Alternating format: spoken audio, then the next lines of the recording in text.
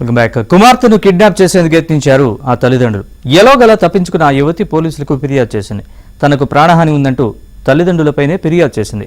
అసలు ఏం జరిగింది? ఆ కూతురుకు వచ్చిన కష్టం ఏంటి? కూతుర్ని కిడ్నాప్ చేయాల్సిన పరిస్థితి ఆ తల్లిదండ్రులకు ఎందుకు వచ్చింది?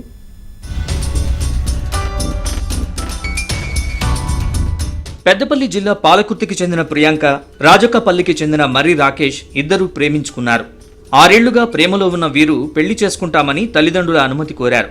కానీ ప్రియాంక తల్లిదండ్రులు అందుకు అనుమతించలేదు. తమ కులం కాని వ్యక్తిని వివాహం చేసుకోవడానికి వీల్లేదని కుమార్తెకు తెలిపారు. దీంతో ప్రియాంక తల్లిదండ్రుల ఇష్టానికి వ్యతిరేకంగా కొన్నేళ్ల క్రితం ఓ గుడిలో వివాహం చేసుకుంది. పెళ్లైన కొన్ని నెలల తర్వాత ప్రియాంక తల్లిదండ్రులు కాల్ చేసి మాట్లాడసాగారు. ప్రేమ వివాహాన్ని ఆమోదిస్తున్నట్లు నమ్మించారు. ప్రియాంక అత్తింటి వారితో కలిసిపోయినట్లు నటించారు. దీనిలో భాగంగానే పెళ్లైన తర్వాత ఒక్కసారి కూడా పుట్టింటికి రాలేదని, ఒకసారి సొంత ఊరికి రమ్మని ప్రియాంకను ఒప్పించారు. నిజంగానే తల్లిదండ్రులు తమ ప్రేమను అంగీకరించారేమో అని భావించిన ప్రియాంక పుట్టింటికి వెళ్లేందుకు బయలుదేరింది. ఇక్కడే అసలు ట్విస్ట్ వెలుగు చూసింది. మార్గమధ్యంలో ప్రియాంక తల్లి, ఆమె బావ ప్రియాంకను కిడ్నాప్ చేసేందుకు ప్రయత్నించారు. దీంతో భయపడిపోయిన ప్రియాంక వారి నుంచి తప్పించుకుని పారిపోయి స్థానికుల సాయంతో పోలీసులకు కాల్ చేసి ఫిర్యాదు చేసింది. ఇది గమనించిన ప్రియాంక తల్లి, ఆమె బావ అక్కడి నుంచి పారిపోయారు.